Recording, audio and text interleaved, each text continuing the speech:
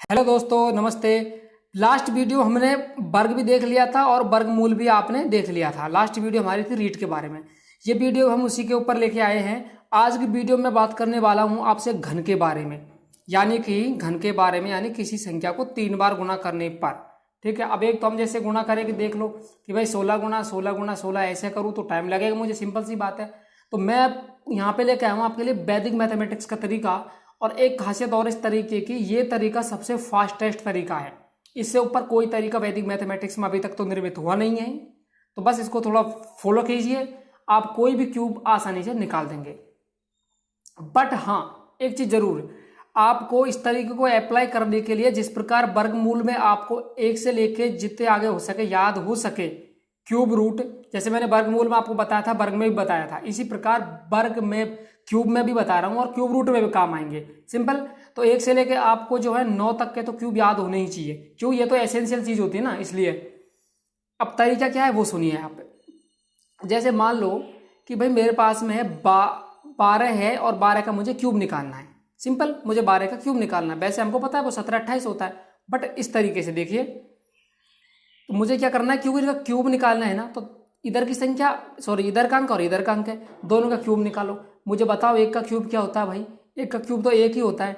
इस दो का क्यूब क्या होता है, दो के क्यूब आपके पास 8 होता है। बट एक तकलीफ है यहाँ पे, एक तकलीफ ये है यहाँ पे कि हमको 8 है ना, इसको 3 डिजिट मिलाना पड़ेगा। मतलब क्यूब में क्योंकि तीन तीन बार गुणा करते हैं ना, तो यहाँ पे कम से कम 3 डिजिट आपके पास होने चाहिए। तो 8 आया था, मैंने इसको बैलेंस करके 3 डिजिट बना दिया, 1008 हो गए, सिंपल सी बात है। अब क्या करना है सुनो, पहली गुना 30, पहली गुना ये दूसरी, दोनों गुणा कर दीजिए, कितना आया, 2 एकम 2 आ गया। इसको गुणा इससे करो, 2 3 के 6, मेरा मतलब क्या, 1 दूनी के 2, 2 3 के 6 हो गए। और इस 6 को गुणा किससे करना है, खुद 12 से गुणा कर दो। ठीक है, तो 12 छिकड़ कितने होते हैं आपके पास में, 72 होते हैं। एक यहां से छोड़ दो, 72 को आप जोड़ दो। जो मैंने वर्ग में बताया था वो के वही तरीका बिल्कुल, 2 7 और ये आपके पूरे हो गए 8। तो सिंपल सी भाषा में आपको ये क्यूब आ गया किसका, 12 का। और हाँ दोस्तों, मेरे channel Teachers World with VK को प्लीज सब्सक्राइब कर लीजिए, क्योंकि टीचिंग एग्जाम के लिए आने वाले समय में यह चैनल आपके लिए बहुत बहुत इंपॉर्टेंट होने वाला है। तो चलिए आगे बात करते हैं। अब मान लो कि हमको 16 का क्यूब निकालना है। धीरे धीरे हम बड़ी संख्याओं पे बढ़ेंगे, ठीक है, पहले छोटी फिर बड़ी। 1 का क्यूब क्या हुआ, 1 हुआ। 6 का कितना हुआ बताइए, ढूंढिए 6 का, 2 से 16 हो रहा है कि नहीं हो रहा बताओ। ठीक है, 2 से 16 हो रहा है, तो मैंने 2 से 16 लिख दिया। अब देखो यहाँ पे 3 अंक पहले से है, तो हमको एक्स्ट्रा जीरो लगाने की जरूरत नहीं है। मतलब ये बन रहा है आपके पास में 1216 बना, ओके। फिर मैंने क्या किया, 1 गुणा 6 तो 6 और 6 3 18, 18 को गुणा किससे करना है मुझे, खुद 16 से करना है 18 को गुणा। तो देखो 18 छिक्के कितने होते हैं, 108 होते हैं। तो ये तो मैंने 8 का लिख दिया, 80 लिखिए, आगे 10 आगे चली जाएगी। और 18 एकम 18 10 कितने हो रहे हैं आपके पास, 28 होते हैं। पूरे बने 288। पहले धीरे धीरे सीखते हैं, फिर थोड़ा फास्ट करेंगे तरीके को। 288 को यहाँ से एक छोड़ेंगे और इसको ऐड कर देंगे, 8 8 और ये 2 हो गया आपके पास। 6 का 6 आ गया, 8 और 1 9, 8 और 2 10, 2 और 1 3 और 1 4 हो गया। सिंपल। तो 4096 आपका क्या हो गया, आंसर हो गया। तो देखो मैंने आपको 10 तरह के तरीके नहीं बता रहा, केवल एक ही तरीका बता रहा हूँ। इसी को आप अच्छे से प्रैक्टिस कर लो, किसी दूसरे तरीके कभी जिंदगी में जरूरत नहीं पड़ेगी। सिंपल। तो अब इस वाले को देखिए, 23 है, क्यूब निकालना है। लो भाई, क्यूब निकालना है हमको। तो देखो 2 का क्यूब क्या हो रहा है यहाँ पे, 2 का क्यूब ढूंढ लो भाई, याद होना चाहिए आपको 1 से 9 तक। तो ये हो गया 8। 3 का क्यूब कितना हुआ बताइए मुझे, 27 हो रहा है कि नहीं हो रहा। अब 27 तो हो रहा है, बट एक तकलीफ है कि 3 का क्यूब तो 27 है, या तो 2 ही पड़ गए, तो एक और मैंने जीरो एडजस्ट कर दिया। अब यहाँ तो लगा दिया हमने क्रॉस, क्योंकि यहाँ तो कुछ आएगा भी नहीं। फिर से क्या करना हमको, 2 3 के 6, 6 3 के 18। 18 को किससे गुणा करना भाई मुझे, 23 से करना कि नहीं करना मुझे बताओ आप। अब ये आपके हो गए 18 3 के 54 का 4 का कैरी 5, 18 2 36, 36 और 5 कितने हो रहे हैं आपके पास में, ये तो 41 हो रहे हैं। सिंपल है। ठीक है, तो इसको हम ऐड कर देंगे, 4 यहाँ पे, 1 यहाँ पे, 4 यहाँ पे। तो 7 का 7, 4 और 2 6, 1 का 1, 8 और 4 12, यानी 121 67 आपका क्या हो गया, 23 का क्यूब हो गया। अब हम थोड़ी बड़ी संख्याओं की तरफ बढ़ लेते हैं। जैसे आपके पास में है 44, ठीक है, क्यूब निकालना है। तो ये देखो 4 है ना, 4 का कितना हो रहा है आपके पास में, देखो यहाँ पे 64 हो रहा है, तो 64 हो गया, ठीक है। 4 का फिर से 64 होता है, बट हमने क्या किया, जीरो और यहाँ पे ऐड कर दिया। क्यों कर दिया, क्योंकि इसको 3 बनाना था हमको इस प्रकार, इसलिए। चलो ठीक है। अब क्या करना है, एक पीछे से छोड़ रखते हैं हम, तो देखो फिर से 4 चौके 16, ठीक है, 16 तियक है 48। अब 48 को गुणा किससे करने हैं आपको, फिर 44 से गुणा करने हैं। और देखो जल्दीबाजी के चक्कर में है ना आप थोड़ा गलत कर रहे होंगे, तो जल्दीबाजी मत कीजिए, एक्यूरेसी आ जाए, एक्यूरेसी भी जाएगी, स्पीड भी आ जाएगी। और फर्स्ट ऑफ ऑल आप केवल और केवल एक्यूरेसी पे ध्यान दीजिए, ना कि स्पीड पे, स्पीड अपने आप आएगी, ठीक है।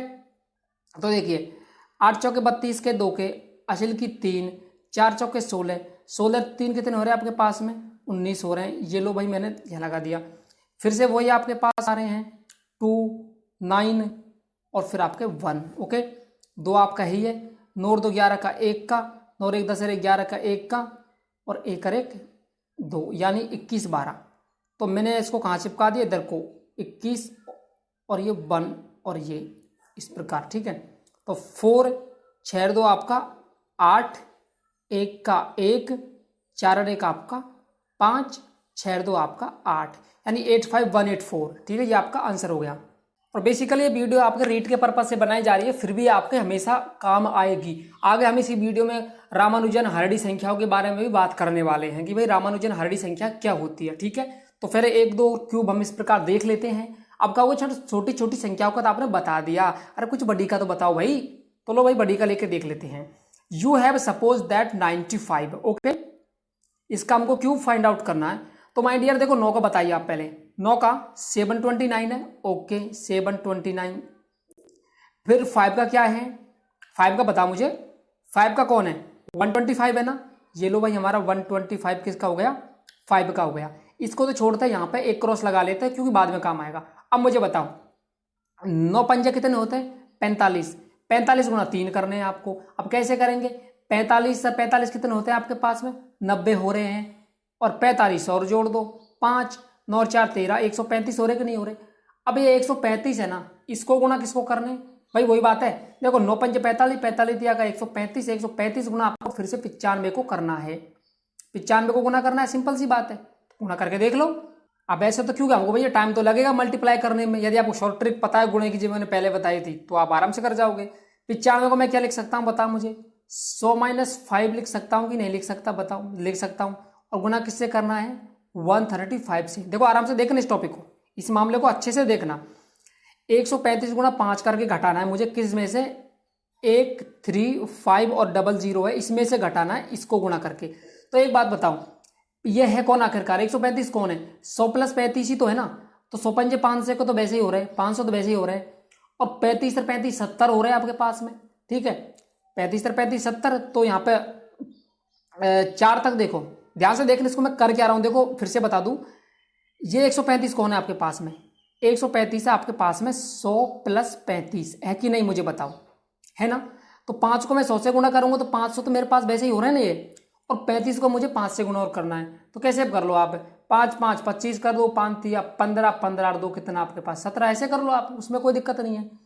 तो 500 और 175 कितने हुए 675, यानी आपको 675 इसमें से आउट कर देना है, हटाओ उसको। तो 5 आपके ये बचे, 8 यहाँ पे हो गए, 2 आपके ये बचे, 7 आपके यहाँ हो गए, 15 में से आपके कितने गए 7, तो भैया 8 बचे कि नहीं बचे। 13 में से 1 गया, तो मुझे बताओ आपके पास 12 बचे कि नहीं बचे। तो 12 825 रहे कि नहीं रहे, सिंपल सी बात है, ये 12 825 हो गए। इसको कहाँ लिखना है आपको, यहाँ लिख देना है, ठीक है। 2 और फिर ये 8, 2 और ये 1, ठीक है। 5 आपका ये रहा, और 5 और 2 आपका ये 7, 2 और 1 3, 8 और 9 17, 17 का 7 का कैरी 1, 2 और 1 3, 3 और 2 5, 7 और 1 8, तो 857,375 ये आपका आंसर हो गया किसके लिए 95 का क्यूब। हाँ ये वही है भैया 857,375, ओके। और देखो बड़ी मल्टीप्लाई होते हैं ना, बड़ी कैलकुलेशन होते हैं, स्प्लिटर मर्ज कर लिया करो आप, इनको तोड़ दिया करो, तोड़ के टुकड़े करके जब मल्टीप्लाई कर लेते हैं तो वो थोड़ा आसान हो जाता है, क्योंकि पीछे 0 होती है इसलिए। अब ये तो हुई हमारे किसी भी क्यूब की बात। आशा करता हूं आपको क्यूब तो अच्छे से समझ आ गया होगा भाई, क्यूब कैसे निकालना है। बिल्कुल इजी था ना, बस एक तरीका काफी है, 10 तरह के तरीके याद करने के बजाय एक तरीका अच्छे से प्रैक्टिस कर लो, ठीक है भाई। ब्रूस ली ने भी कहा था, याद हो तो आपको, कि मैं उससे नहीं डरता जो 1000 तरह की ट्रिक्स जानता हो, जो 1000 तरह की जो किक्स है वो जानता हो, मैं उससे डरता हूँ जिसने एक तरह की किक की प्रैक्टिस 1000 बार की हो।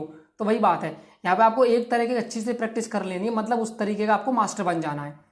अब मैं बात कर लेता हूं रामानुजन हार्डी संख्याओं की, तो इसको थोड़ा देख लीजिएगा आप। तो देखिए हार्डी रामानुजन संख्या होती यह है, वास्तव में जब रामानुजन हमारे इंडिया से हार्डी जी के पास गया था, जो मैथमेटिशियन थे बहुत बड़े ब्रिटेन के, तो उन और रामानुजन दोनों ने मिलकर संख्याएं दी थी।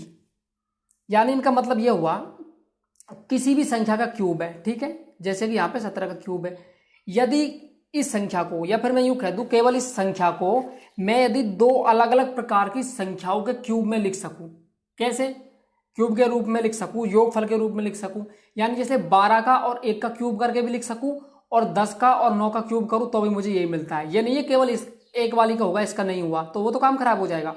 मतलब कि कहने का उसका ये है कि आपके पास में कोई भी संख्या है उसको आप दो अलग अलग तरीके के क्यूब के रूप में लिख सकते हैं, एक इधर वाला एक इधर वाला। अब हुआ कैसे, ध्यान से देखना इस टॉपिक को। 1729 है, रियलिटी में ये है कि 17 का क्यूब है। अब देखो 12 का क्यूब मैंने क्या बताया था आपको, 17 28 था कि नहीं, 12 का क्यूब तो 17 से 28 था ना, और एक का क्यूब क्या है, एक ही होता है। 17 से 28 एक कितना होता है, 1729 होता है, जो 17 का क्यूब है। तो एक तरीके से मैंने ये लिख दिया दो संख्याओं के क्यूब के रूप में। ओके, अगली बात कि 10 का क्यूब बताइए मुझे। भाई 10 का क्यूब हमारे पास क्या हो जाता है, 1000 होता है। 9 का क्यूब क्या होता है, 729 होता है। तो बताओ फिर मुझे 1729 को मैंने दो संख्याओं के क्यूबों के रूप में लिखा कि नहीं लिखा, यानी दो संख्याएं उनके क्यूब के योगफल के रूप में लिख दिया, लिखा कि नहीं लिखा। तो बस यही बात है, इन्हीं को कहते हैं हम हार्डी रामानुजन संख्याएं। और ये भैया सीटेट की एग्जाम में तो आया हुआ क्वेश्चन है निम्न में। अब जैसे एक और एग्जाम्पल देख लेते हैं हम, जैसे हमारे पास में है 4104। अब देखो वैसे तो हमको याद रहती नहीं है हार्डी रामानुजन संख्या कौन सी है कौन सी नहीं है, वो तो हमको ऑप्शन में देख के पता लगाना पड़ेगा, क्योंकि ये चीजें फिक्स होती है। हार्डी रामानुजन संख्या फिक्स है, हम जब जबरदस्ती इनको बना नहीं सकते हम। अब जैसे आपके पास 414 है तो इसको मैं लिख सकता हूं, देखो 2 के क्यूब के रूप में लिख सकता हूं, और इसको मैं आपको 16 के क्यूब के रूप में लिख सकता हूं। सिंपल है, यानी 2 का क्यूब क्या मिला आपको, 8 मिला कि नहीं मिला। ओके, 16 का क्यूब आपको पास में क्या मिल रहा है, 4096। सिंपल सी बात है, तो जोड़ेंगे हम तो हमको क्या मिलेगा, 4104 मिल जाएगा। तो ये भी एक रामानुजन हार्डी संख्या है, फिर यूं कह दूं हार्डी रामानुजन संख्या है। और हाँ 1729 जो मैंने आपको थोड़ी देर पहले बताई थी, बता दूं कि सबसे छोटी हार्डी रामानुजन संख्या है। सीटेट में आया था ये क्वेश्चन कि सब निम्न में से सबसे छोटी रामानुजन हार्डी संख्या है, तो भैया वो है आपके पास में 1729। वो आपको ऑप्शन में चेक करके देख लेने पड़ेंगे, सबसे बड़ी पूछ सकता है, सबसे छोटी भी पूछ सकता है। तो ये बात थी। अब सबसे बड़ी तो कोई भी हो सकती है, ये तो सबसे छोटी है। तो थैंक यू वेरी मच इस वीडियो को देखने के लिए।